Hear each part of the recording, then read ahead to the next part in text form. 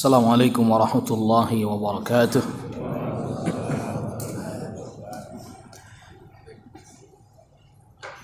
Innal hamdalillah nahmaduhu wa nasta'inuhu wa nastaghfiruh wa na'udzu billahi min shururi anfusina wa min sayyiati a'malina. May yahdihillahu fala mudilla lahu wa may yudlil fala hadiya lahu. أشهد أن لا إله إلا الله وحده لا شريك له وأشهد أن محمدا عبده ورسوله يا أيها الذين آمنوا اتقوا الله حق تقاته ولا تموتن إلا وأنتم مسلمون يا أيها الناس اتقوا ربكم الذي خلقكم من نفس واحدة وخلق منها زوجها وبث منهما رجالا كثيرا ونساء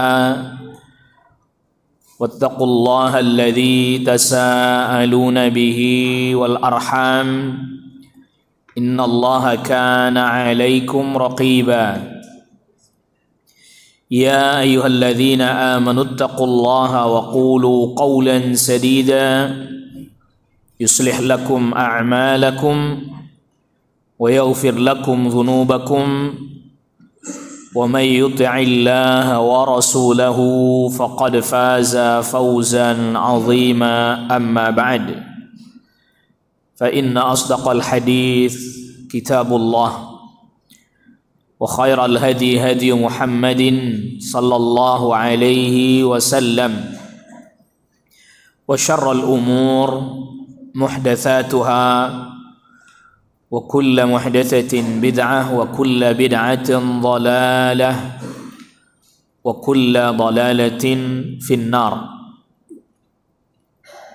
معاشر الحاضرين جماعة أعزكم الله.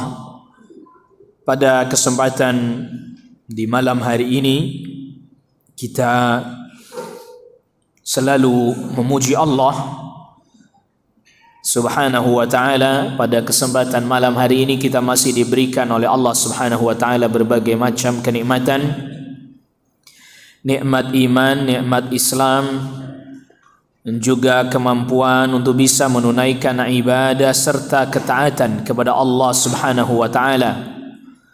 Salawat serta salam semoga selalu terlimpahkan, tercurahkan kepada Nabi kita Nabi Muhammad sallallahu alaihi wasallam, kepada keluarga beliau, kepada kerabat dan juga kepada seluruh sahabat radhiyallahu anhum ajma'in. Ma'asyiral hadirin jamaah a'azzakumullah, pada pertemuan kita di malam hari ini kita melanjutkan pembahasan kita pada kitab At-Tauhid, dan sekarang kita masuk kepada bab yang ke-34 ya. Bab yang ke-34,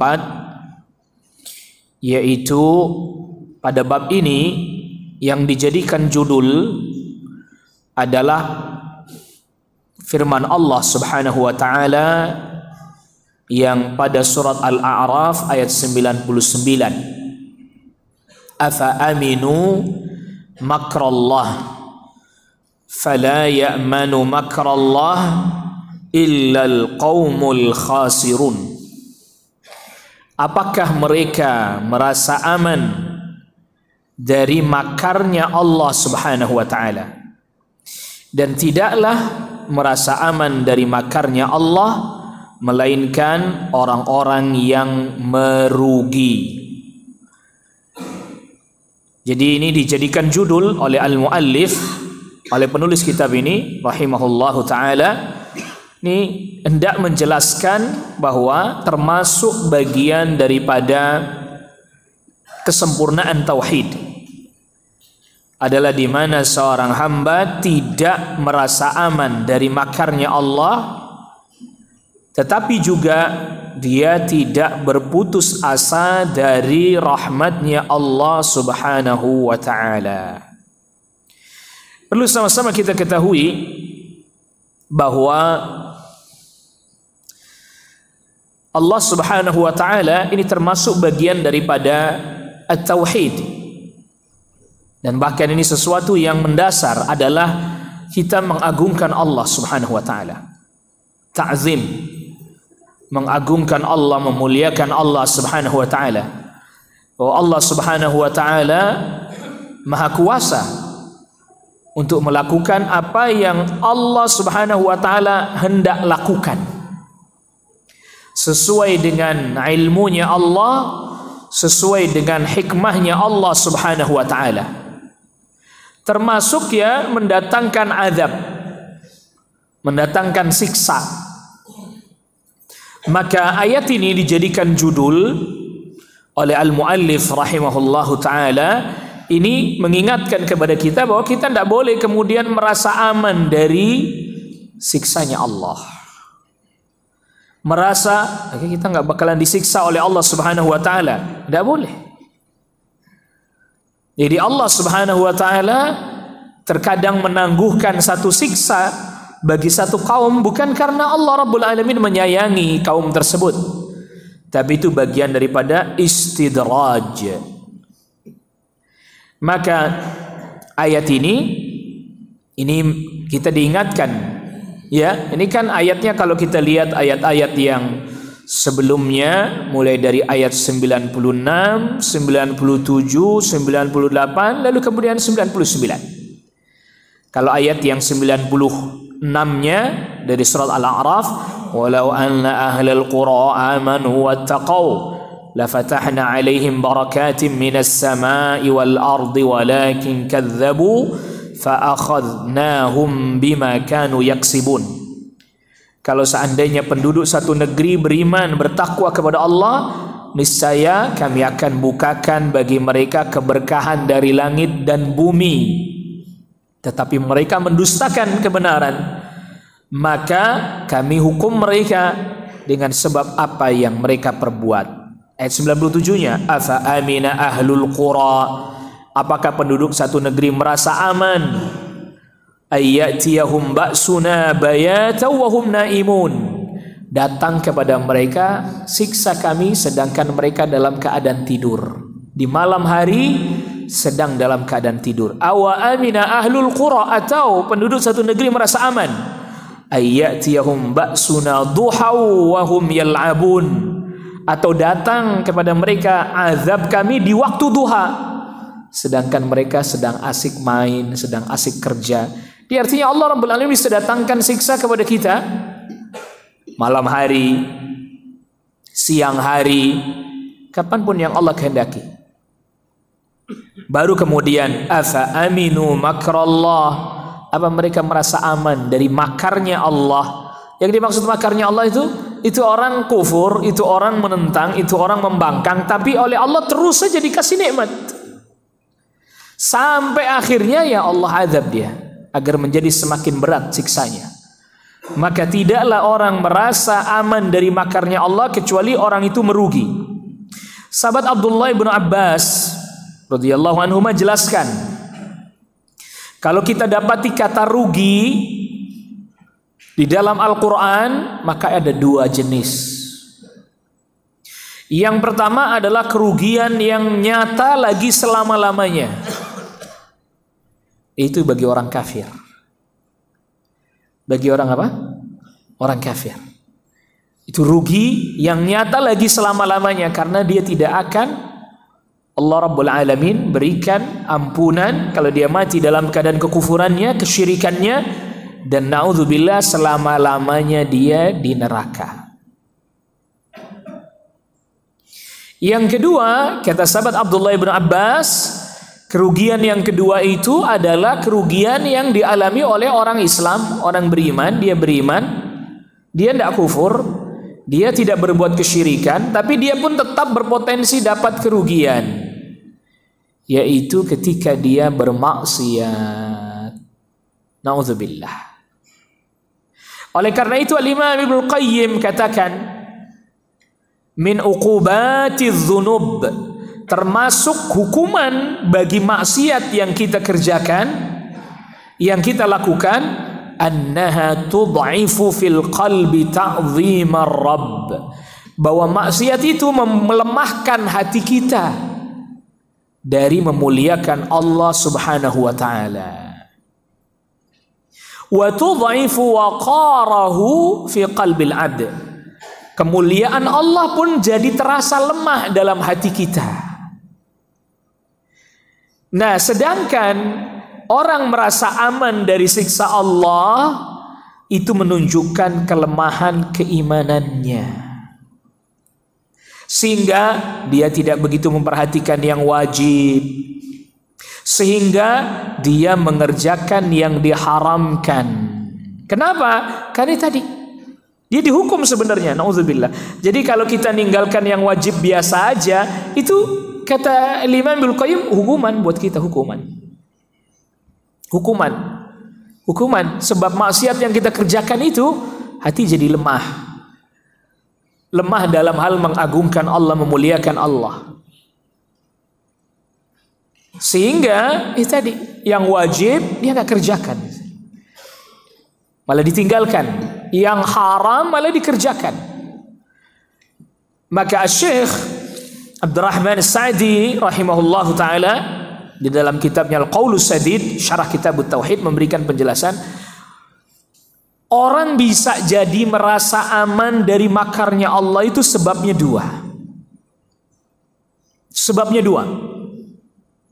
Yang pertama, i'radul 'abdi 'anid din wa ghaflatuhu an ma'rifati rabbih wa ma lahu minal huquq. Seorang hamba berpaling dari agamanya, lalai dari mengenal Allah, lalai dari mempelajari apa yang menjadi hak-haknya Allah dan menganggap remeh. Jadi yang pertama penyebabnya adalah dia tidak mau belajar, nggak mau nuntut ilmu agamanya, lalai dari mengenal Rabbnya, lalai dari mempelajari apa yang menjadi hak-hak Allah yang wajib dia tunaikan. Akhirnya dia jadi tadi merasa aman dari makarnya Allah Rabbul Alamin, sehingga sedikit demi sedikit rasa takut kepada Allah, pengagungan kepada Allah, sedikit demi sedikit hilang.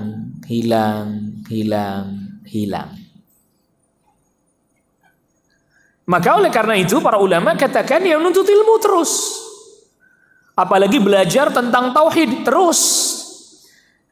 Karena di antara pelajaran tauhid ya bagaimana mengenal Allah, bagaimana mengetahui apa yang menjadi hak-hak dan kewajiban kita kepada Allah. Hak Allah atas kita apa yang harus kita tunaikan, apa yang harus kita tunaikan kepada Allah Rabbul Alamin. Makanya harus terus menerus, kalau enggak nanti kita jadi tadi merasa aman dari makarnya Allah.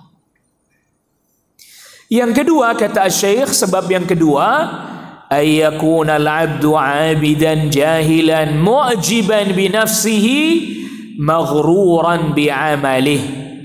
Seorang hamba beribadah dengan kebodohan dan dia merasa takjub pada dirinya sendiri serta tertipu dengan amalnya. Oh, saya udah ibadah saya sudah banyak. Ya, takjub pada dirinya sendiri, tertipu dengan apa? Amalnya, mengandalkan amalnya. Oh, saya mah nggak bakalan dihukum, saya mah nggak bakal disiksa oleh Allah. Nauzubillah. Nah, ya, jadi ini dua poin. Yang pertama tadi lalai dari beribadah dan menuntut ilmu, mengenal Allah, mengetahui apa yang menjadi hak-hak Allah yang wajib kita tunaikan.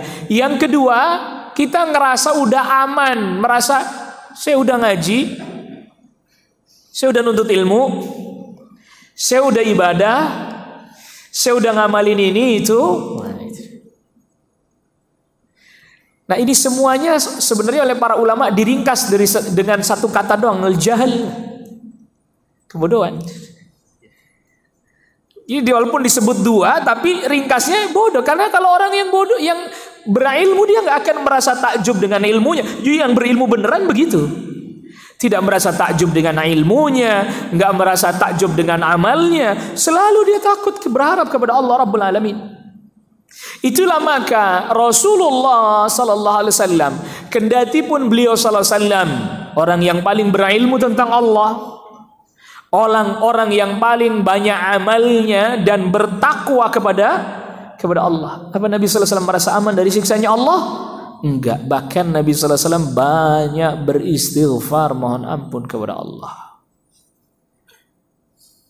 Bahkan banyak mohon ampun kepada Allah Rabbul Alamin. Itu juga yang diajarkan kepada kita habis salat fardu. Habis salat fardu, assalamualaikum warahmatullahi, assalamualaikum warahmatullahi, apa kita baca?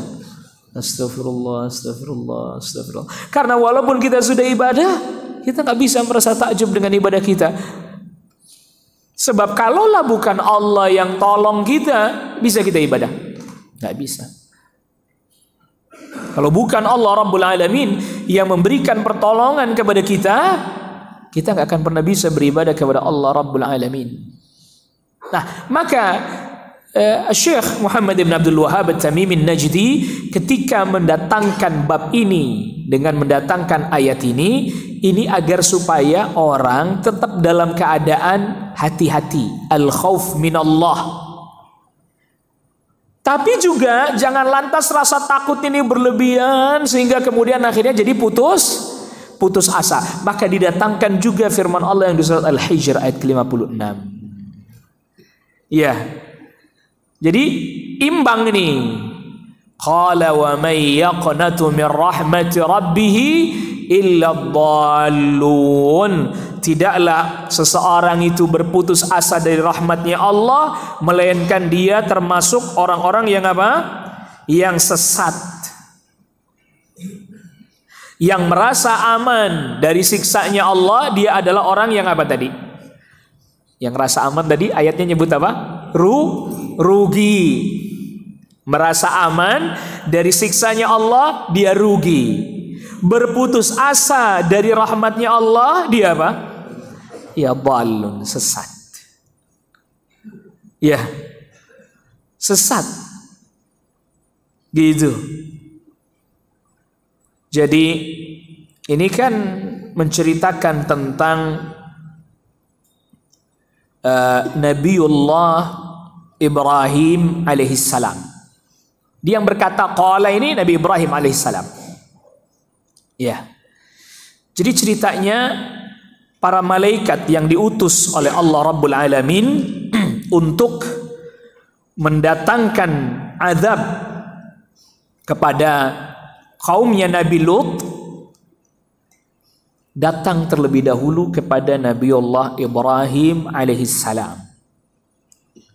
Singgah dulu, mampir dulu kepada Nabi Ibrahim alaihissalam. Lalu kemudian para malaikat ini katakan, qalu la taujal. Para malaikat berkata, jangan Anda takut. Inna nubashiruka bighulamin alim.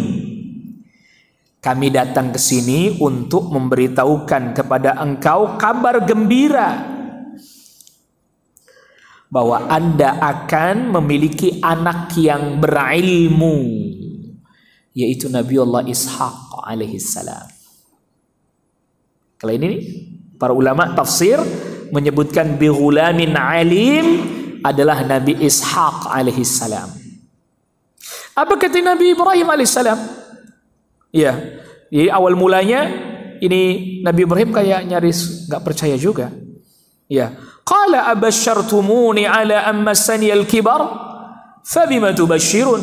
Kalau kita terjemahkan bebas, kalian nih kasih kabar gembira kepada saya udah tua begini. Buat apa kasih kabar gembira? Mana mungkin saya punya anak? Udah tua. Sudah tua. Qalu basyarnaka bil haqq. Kami kasih kabar gembira kepada engkau dengan hak, dengan benar. Ini gak bohong-bohongan, ini beneran ini. fala takum minal qanitin. Jangan kamu menjadi orang yang berputus asa. Kata Nabi Ibrahim, berkata Nabi Ibrahim, wa may yaqnatu min rahmati rabbih illa dhallun. Enggak ada orang yang berputus asa dari rahmat Rabbnya melainkan orang-orang yang tersesat. Artinya saya enggak mau ikut bagian orang yang sesat yang putus asa dari rahmatnya Allah, enggak. Saya enggak. Gitu ya. Gitu. Baru kemudian nanti selanjutnya ayatnya membicarakan tentang itu. Wa ma khatbukum ayyuhal mursalun. Apa tugas kalian apa? Wahai para utusan, qalu inna ursilna ila qaumin mujrimin. Kami diutus kepada kaum yang berbuat dosa. Illa ala Lut, kecuali keluarganya Nabi Lut. Inna lamunajjuhum ajma'in. Kami akan selamatkan mereka atas perintah Allah semuanya. Keluarganya diselamatkan kecuali istrinya. Illa imra'atah. Nah, kecuali istrinya ini enggak diselamatkan. Fadharna, kami biarkan itu istrinya. Innaha laminal ghabirin, dia termasuk orang yang ketinggalan, artinya kena hukuman. Jadi sebelum mampir ke kaumnya Nabi Lut, singgah dulu ke tempatnya Nabi Ibrahim alaihissalam. Nanti di ayat Al-Quran menyebutkan disediakan makanan gak dimakan, disembelih kambing dimasak. Nabi Ibrahim termasuk orang dermawan dan senang menjamu tamunya. Disembelihin kambing, dimasak, disuguhin, nggak dicicipin, nggak ditowel.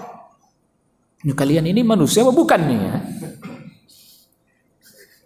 Kami utusan Allah. Nah iya itu malaikat tidak makan, tidak doyan daging kambing malaikat. Tidak doyan daging kambing malaikat, tidak doyan. Ya, kepala kerbau ya nggak doyan juga. Iya.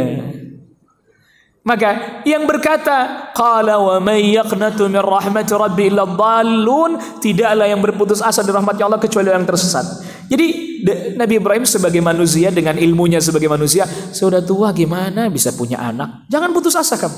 Ini hak dari Allah. Ayah, kalau begitu ya saya terima sudah kalau emang begini. Nah, itu makanya ini yang pertama oleh Syekh didatangkan ayat yang menjelaskan kita nggak boleh merasa aman dari rahmatnya, dari makarnya Allah. Artinya kita harus terus menerus dalam keadaan takut kepada Allah Rabbul Alamin. Tapi di sisi lain kita juga jangan berputus asa dari apa? Rahmatnya Allah. Maka para ulama membahasakan dengan bahasa lain. Bahasanya para ulama itu membahasakan ayat-ayat ini. Maka beribadah kepada Allah Subhanahu wa taala disertai dengan kecintaan kepada Allah. Ini yang pertama, cinta kepada Allah Subhanahu wa taala. Bagaimana biar cinta kepada Allah? Ya kenali Allah, belajar. Lalu kemudian disertai dengan berharap kepada Allah Subhanahu wa taala. Ya janji Allah, pahala, keridhaannya dan seterusnya.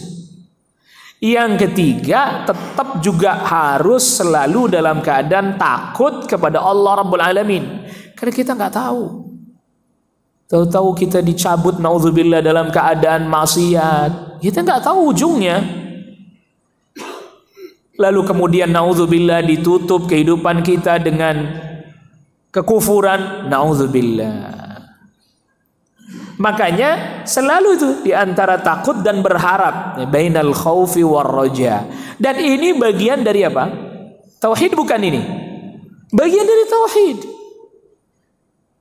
Ini bagian dari tauhid. Jadi ini bukan berarti tidak, ini bagian dari tauhid. Bagian dari tauhid. Berdoa kepada Allah, meminta kepada Allah, berharap kepada Allah, enggak berputus asa atas rahmatnya Allah, juga tidak lantas kemudian jadi sembrono. Apa-apa maksiat, toh Allah Maha Pengampun. Karena tadi maghrur. Al-Imam Ibnu Qayyim banyak menyebutkan ini dalam kitabnya Al-Jawab Al-Kafi, atau dengan nama lain yang kita kenal Ad-Da'u wad-Dawa. Itu nama lainnya kitabnya Al-Jawab Al-Kafi. Ya. Karena apa? Orang tertipu. Allah Maha Pengampun. Jadi kalau saya nggak bikin maksiat, ya nanti Allah jadi nggak ngampunin dong. Jadinya saya bikin maksiat, itu nanti diampunin juga.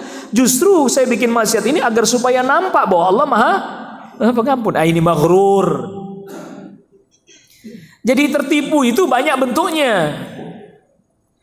Salah satunya Ya tadi dia tertipu terkait karena tadi yang disebutkan oleh Asy-Syaikh Sa'di.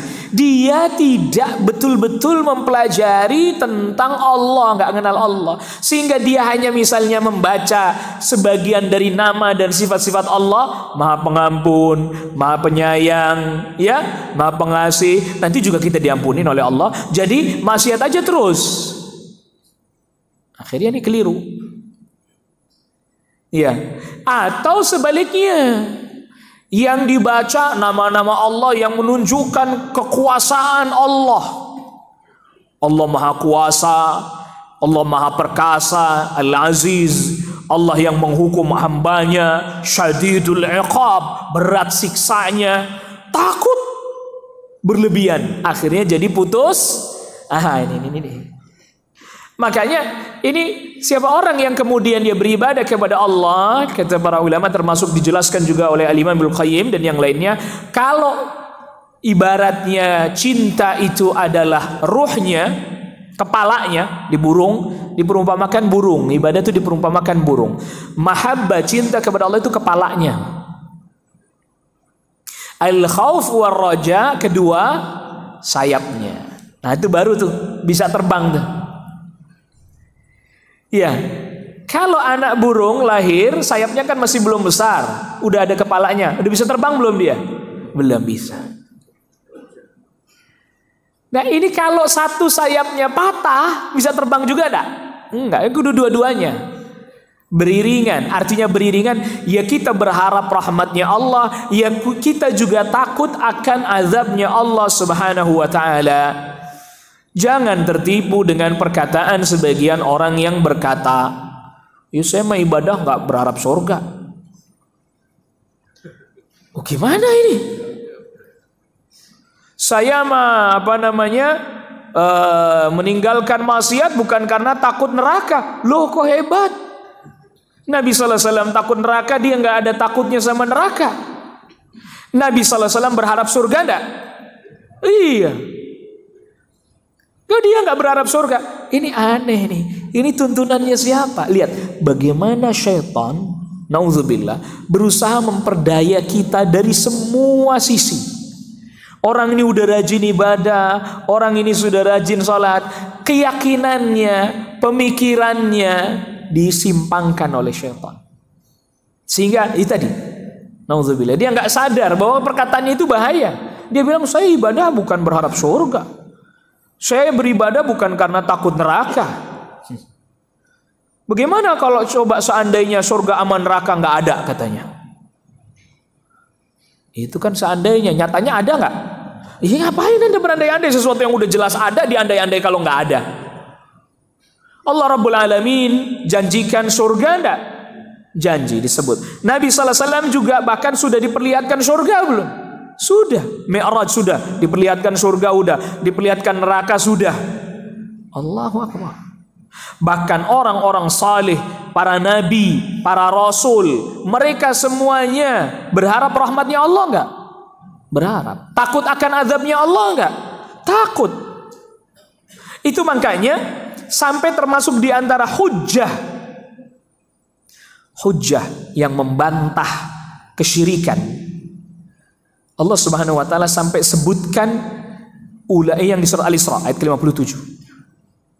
Ulaika alladzina yad'un yabtaghuna ila rabbihimul wasilah ayyuhum aqrab wa yarjuna rahmatah wa yakhafuna 'adzabah inna 'adzaba rabbika kana mahdzura. Kita terjemahin bebas saja.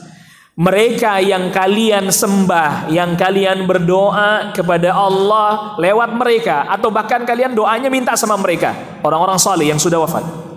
Waktu masih hidup, mereka berusaha mencari wasilah untuk mendekatkan diri mereka kepada Allah dengan ibadah maksudnya. Doanya kepada Allah, ibadahnya hanya kepada Allah, mintanya hanya kepada Allah. Wa yarjuna rahmatah, berharap rahmatnya Allah. Wa yakhafuna adzabah, takut akan azabnya Allah. Inna adzaba rabbika kana mahdzura. Memang azab Allah, ya memang semestinya kita takut.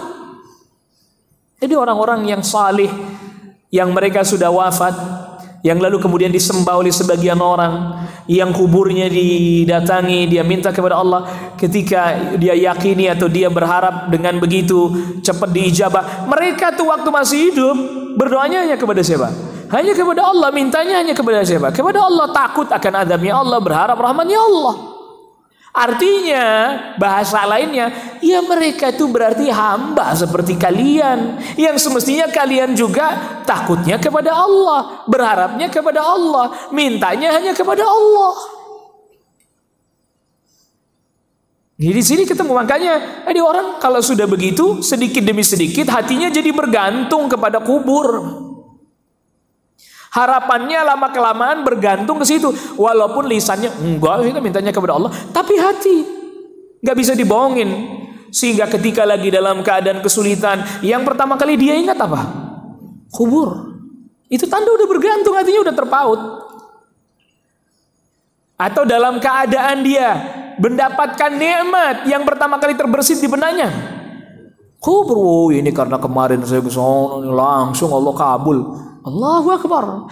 Jadi Allahnya nanti setelah itu yang terbersit di benaknya kubur dulu, baru nanti, oh ini karena kemarin saya ke sana nih makanya Allah kabulkan. Allahu Akbar. Itu duluan. Bergantung akhirnya. Padahal kita diperintahkan agar tadi menggantungkan urusan kita hanya kepada Allah, memuliakan Allah, mengagungkan Allah, bahwa hanya Allah yang maha kuasa, bahwa hanya Allah yang maha perkasa. Begitu juga hanya Allah yang mengampuni dosa, hanya Allah yang melimpahkan rahmah, hanya Allah yang melapangkan segala permasalahan urusan kita yang sempit, memudahkan yang sulit. Hanya Allah subhanahu wa ta'ala. Nah, hati ini diisi dengan apa? Dengan ilmu nih, agar bisa faham. Maka kemarin kita udah jelasin kan, yang namanya tawakal itu ada yang namanya ilmul qalb, ilmunya hati. Yang kedua amalul qalb, amalnya hati. Ilmunya diisi. Oh ini Allah yang begini, Allah maha kuasa, Allah maha perkasa, sifat-sifatnya yang sempurna, nama-namanya yang paling indah. Lalu kemudian hak-hak Allah yang harus kita tunaikan apa? Alangkah kurang ajarnya kita apabila kita tidak menunaikan hak-hak Allah, kita akan memberikannya kepada yang lain. Terus tuh hati agar ilm qalb terisi. Lalu kemudian hatinya bekerja, beramal, kerja. Takutnya hanya kepada Allah, harapnya hanya kepada Allah, cintanya hanya kepada Allah. Yang lain tidak sampai melampaui Allah Rabbul Alamin. Lalu kemudian nggak cukup sampai di situ, dibuktikan dengan apa? Ucapan. Maka kemudian lisan pun berucap, berzikir. Dibuktikan lagi dengan perbuatan, badannya pun bergerak, dia salat, dia kerjakan, dia berpaling dari yang haram, dia kerjakan ketaatan. Terus seperti itu. Ya nuntut ilmu, ya dia amalkan terus sampai akhirnya Allah Rabbul Alamin bukakan hatinya. Masuklah ilmu cahaya ke dalam hatinya, keagungan Allah, kemuliaan Allah semakin tunduk. Dampaknya dia rasakan.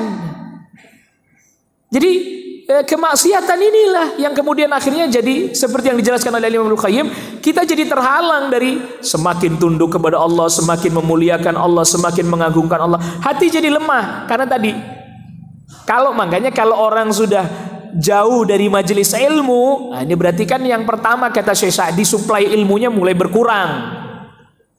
Lama kelamaan hatinya jadi lemah. Lama kelamaan merasa ilmu udah penuh. Ini kan tertipu enggak ini?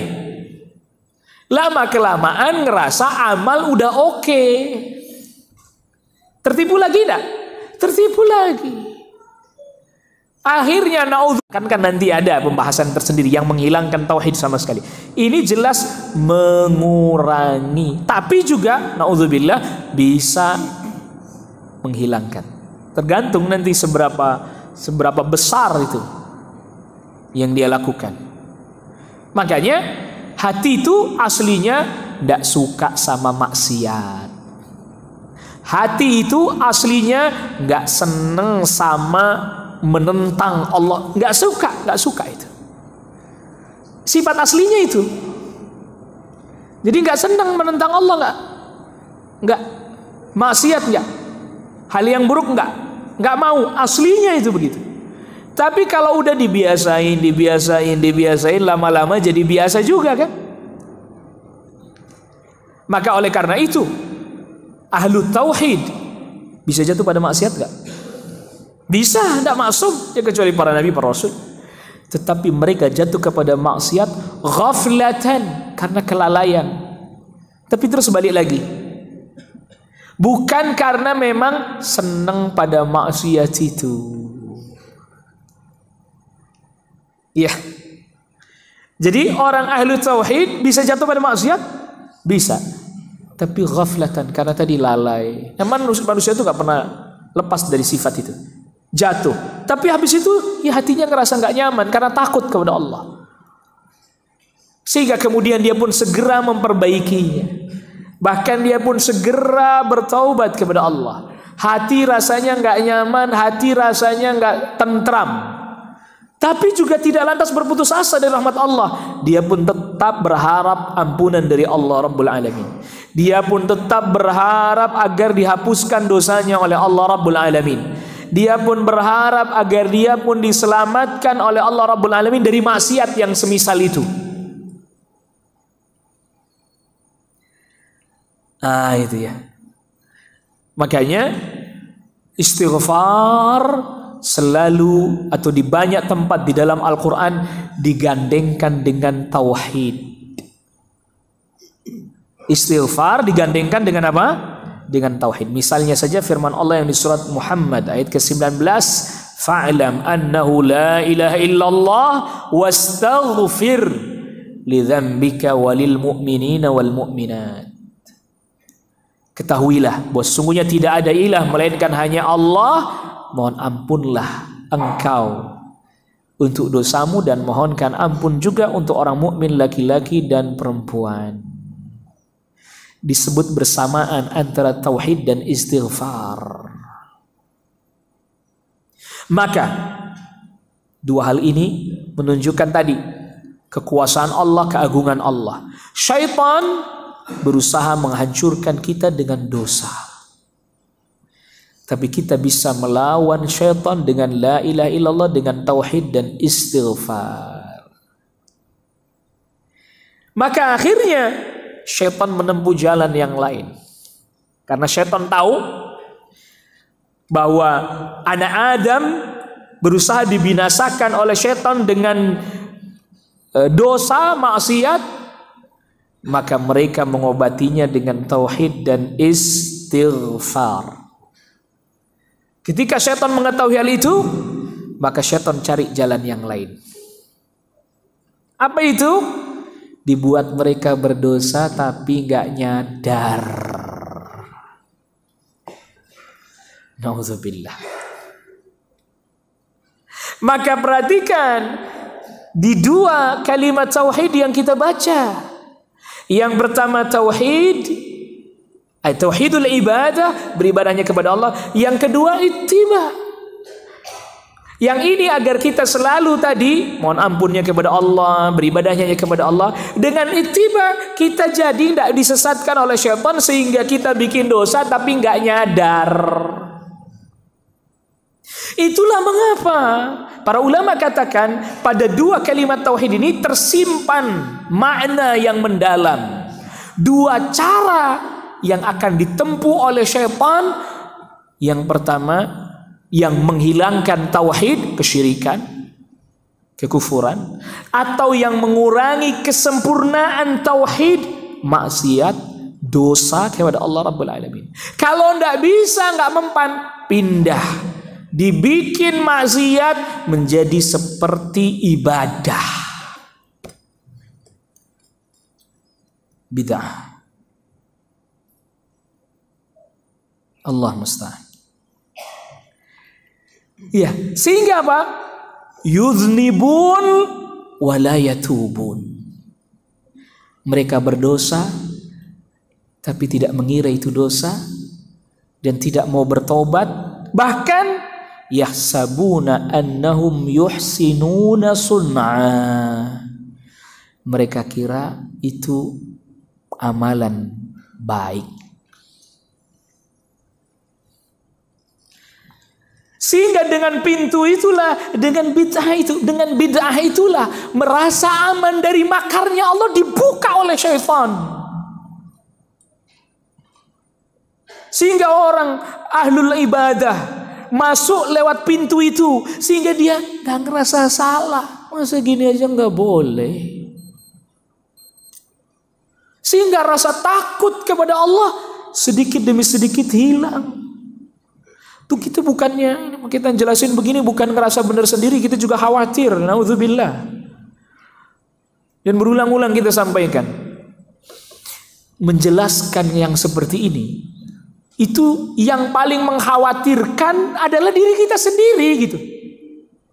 Jadi kita ketika sedang menjelaskan begini bukan berarti kita merasa benar, ya, sok suci, apalagi kapling surga, enggak, yang lain neraka, enggak.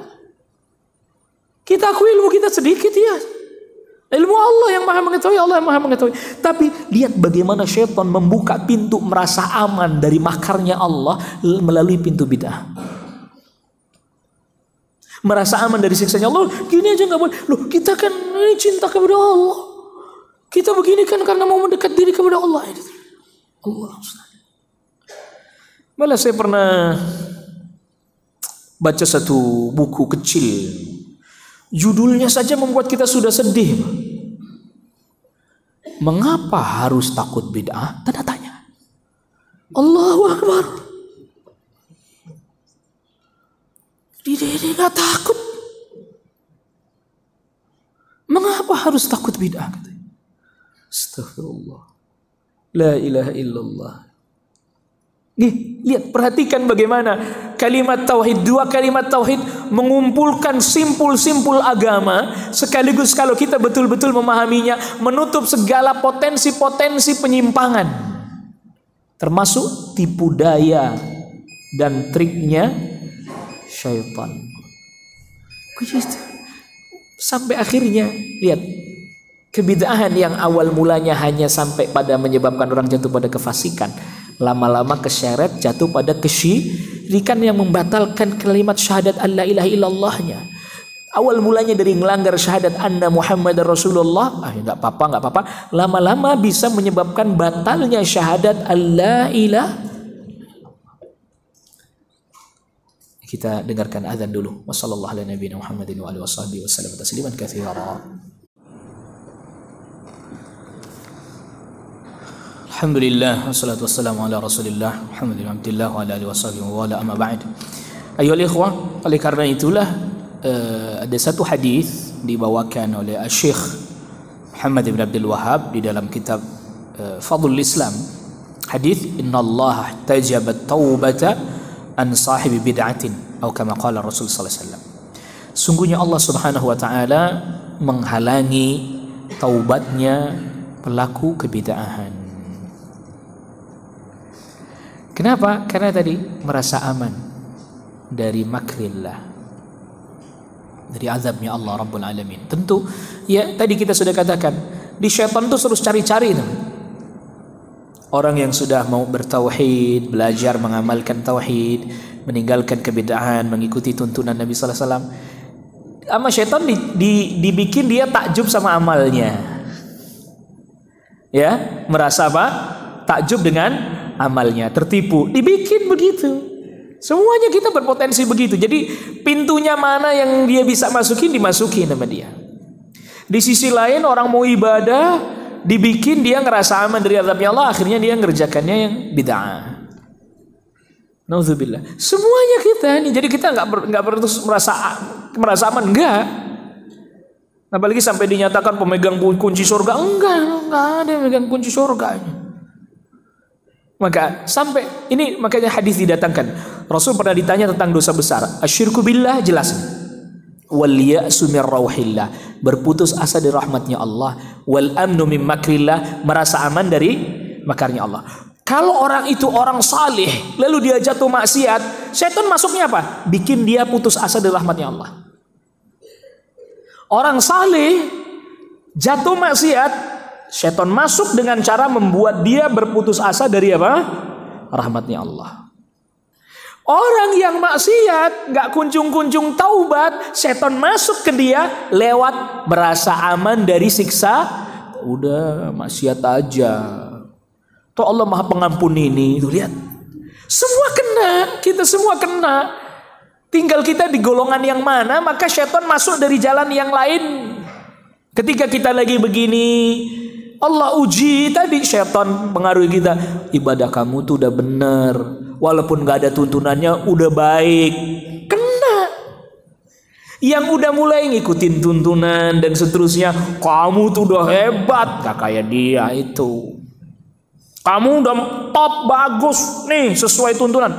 Itu orang apa itu? Dibuat kita begitu. Jadi gak ada yang aman ini, gak ada yang aman. Makanya asar Abdullah bin Mas'ud, akbarul kabair al-isyrak billah. Dosa yang paling besar menyekutukan Allah. Wal amnu min makrillah, merasa aman dari makarnya Allah. Wal qunutu min rahmatillah, wal ya'su min rauhillah, berputus asa dari rahmatnya Allah juga nggak boleh. Ya jadi masing-masing beda-beda. Yang tadi orang saleh jatuh pada maksiat, itu luar biasa. Dia takut tentunya dibuat oleh syaitan agar dia berputus asa apa? Dari rahmatnya Allah. Giliran pelaku maksiat yang gak kunjung-kunjung taubat oleh syaitan, udah tenang aja, ntar aja. Kalau udah tua-tua aja, ya kan amal dilihat belakangannya tuh, ya kan? Amal dilihat belakangannya, gak sekarang-sekarang. Tuh orang tuh yang baik bisa mati jelek. Ya mendingan kamu sekarang maksiat, ntar di belakang-belakang taubat pas mati syaitan. Kenapa? Nggak taunya keburu apa? Mati dulu kan. Jadi bikin begitu semuanya, nggak ada yang nggak kena. Ini sampai kita tutup penjelasan kita dengan satu kisah.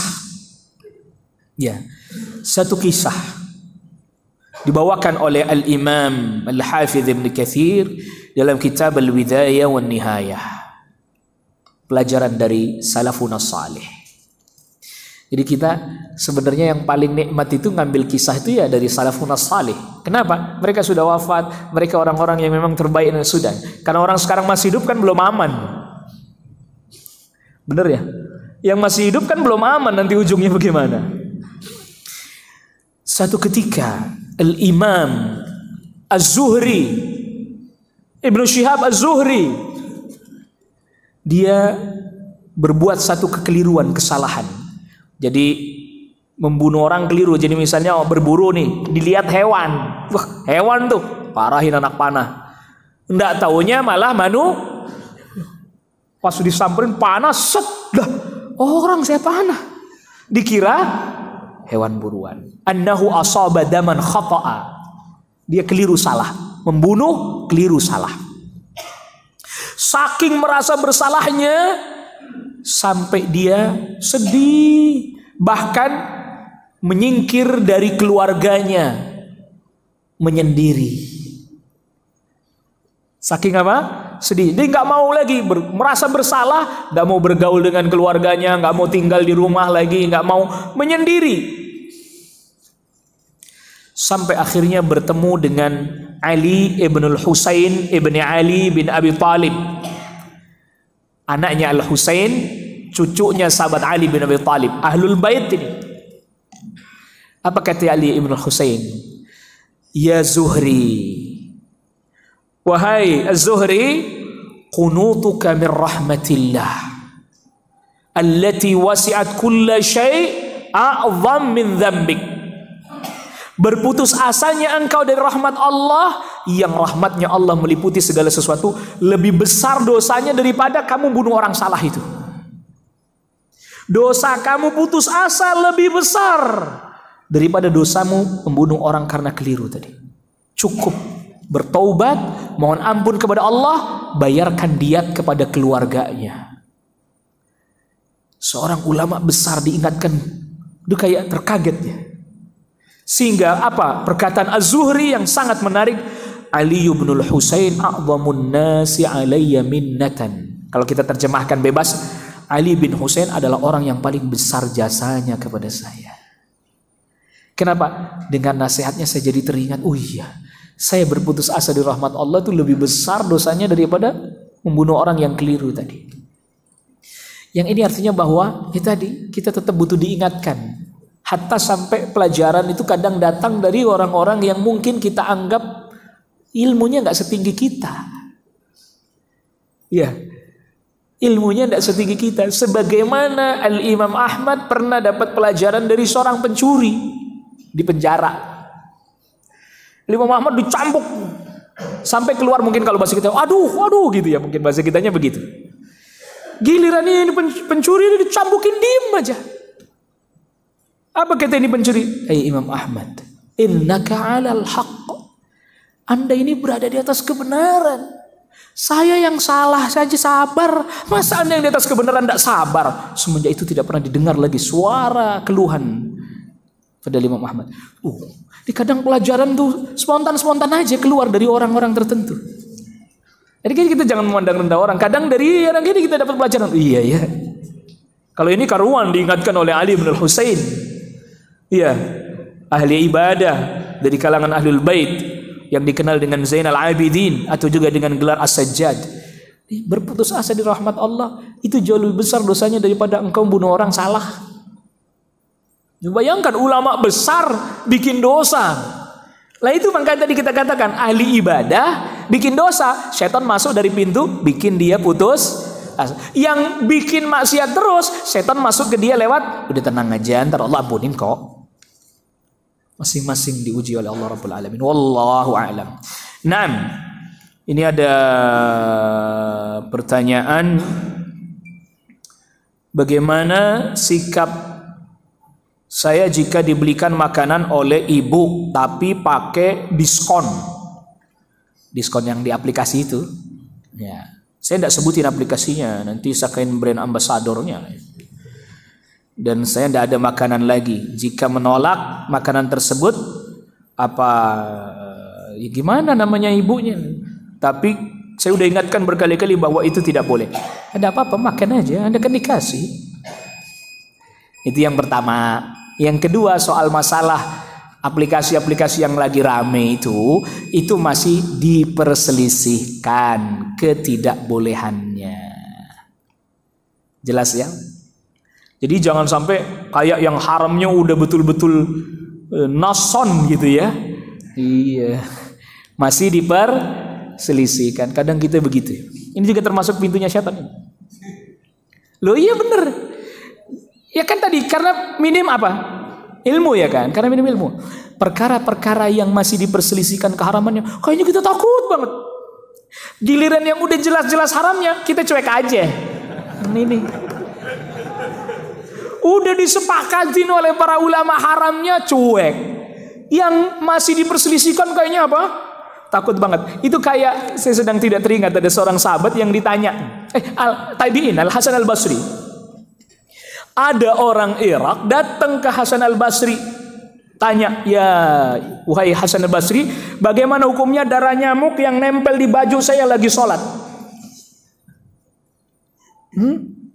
Apa kata Al-Hasan Al-Basri? Kalau saya tidak salah ingat redaksinya kurang lebih begini. Darahnya cucu Rasul aja Anda tumpahkan. Al-Husain maksudnya. Orang Irak kan ya. Darahnya cucu Rasul kalian tumpahkan. Timbang darah nyamuk ditanyain katanya. Lihat. Ya, nah ini penting di sini, makanya para ulama katakan kadang kita tuh masalah-masalah yang begitu keras banget, ketat banget. Yang jelas-jelas kita langgar.